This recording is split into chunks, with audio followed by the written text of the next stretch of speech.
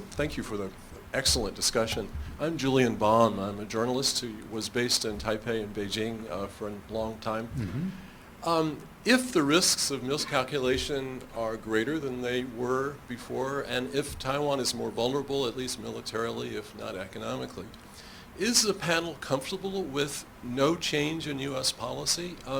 Whatever the candidates may say, or whatever the cautionary tales of the past have been on that, isn't there something the U.S. should be doing, or perhaps the continuing the policy of keeping things officially neutral and without getting involved? Is that really the right way to go under these current circumstances? Right. Thank you. I think Professor Sutter probably has a view on this. Yeah, I have to go to teach a class, so but I'll end with this.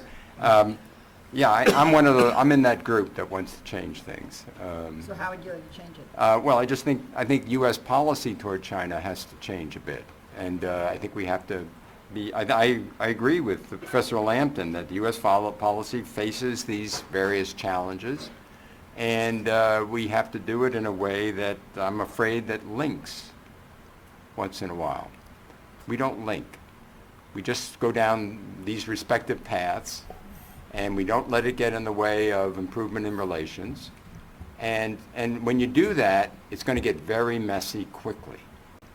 And nobody wants to do it. And I understand that. You've got all these other issues you got to deal with, the Middle East, Russia, and so forth. And so what you're asking for is trouble when you do this kind of thing. But if you don't do it, the probes continue, the advances continue, and maybe they get a little more intense. I think we've seen expansion of China in East Asia. And I think it's come at the expense of the United States and important interests of the United States in the region. And I think we have to face up to the fact that Xi Jinping is trouble to a certain degree. And therefore we have to be better prepared to deal with it. And this policy toward Taiwan is part of that, it seems to me. But it's a mess, and it's not going to happen. Unfortunately, and what I'm saying is, and there'll be lots of good reasons, and I wish I could stay to listen to the reasons, but I can't. I'm sorry, but I really wanted to answer. Can we just ask one follow-up, and then sure. And that is, how would you link it? You're proposing linkage. Let me just thing that tipped me over. We're going down the South China Sea tensions. DOD seems to have the open field, and they have the writ to do this. So the pressure goes down to the point where armed U.S. aircraft are flying over Scarborough Shoals that are occupied by Chinese security forces. So the next step for DOD in its limited toolbox is to shoot. That's not good, right? But the president never says publicly to the president of China, you know something, your behavior in the South China Sea is really not good for us. It's going to affect the way we deal with China. He never says anything like that. And so there's no, to the point where they meet, the optics publicly are very good. And so the Chinese can continue to do this without big cost to them. And so this I think is something that, it's a real problem. And so when do you tip over and say we really should take some significant step? You can see where I am, but that isn't where the government is, and I understand the reason. I mean, I've got paid to understand this stuff, so I do understand it. And but it's a big problem, and I think it's getting worse. I'm sorry to stop. Let me say, number one, well, before you walk off the podium or whatever this is. Yeah, this is. I don't agree with you that the president has not raised issues of concern, and particularly about the South China Sea. So that's just a factual disagreement. With the president of China? Yes, with the president of China.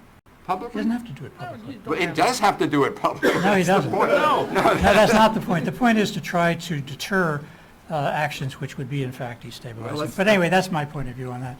To go to your question, we're doing a lot. Great to see you. Great to see you. We're doing a lot. We have a relationship, a security relationship which is pretty broad with Taiwan. It includes not just arms sales, but yes, it includes arms sales, but includes other kinds of security relations which enhance Taiwan's ability both to deter and, if necessary, to defend Taiwan against an attack if Beijing were foolish enough to do that. Keep in mind, they wouldn't just fight Taiwan. I think it was Bob who mentioned the balance, or maybe it was Mike. They're never going to have the balance. They don't balance the mainland now. But the possibility of the United States being there certainly does add a dimension to it. And that is what strategic ambiguity is all about. Will we be there? Won't we be there? Nobody can make a statement today about that. But we certainly leave open the possibility that we would be. I think our policy is quite capable, without a change, of incorporating different levels of activism on the part of China. I think linkage is extremely dangerous. I was ambassador in Beijing when we linked our trade relationship to the human rights situation in China. The president had abandoned it within 9 months.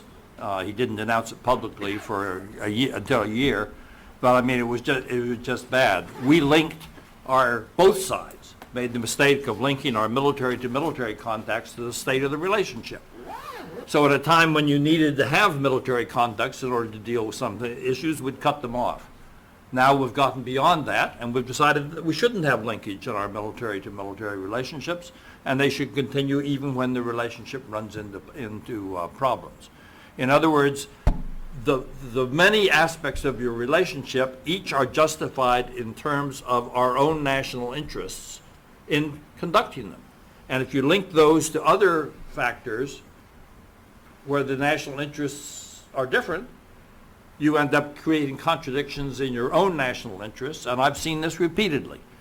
We put sanctions, for example, on launching satellites on Chinese missiles, and that put our satellite manufacturers out of business because the Chinese were the low-cost manufacturers, and so we killed our satellite industry by making a linkage. I can remember having a very senior discussion in Washington. How do we get out of this linkage? It's killing us. So I think linkage is a very dangerous concept. It doesn't mean that 100% of the time you can't do it, but generally you're better off dealing with issues in terms of their fundamental characteristics themselves.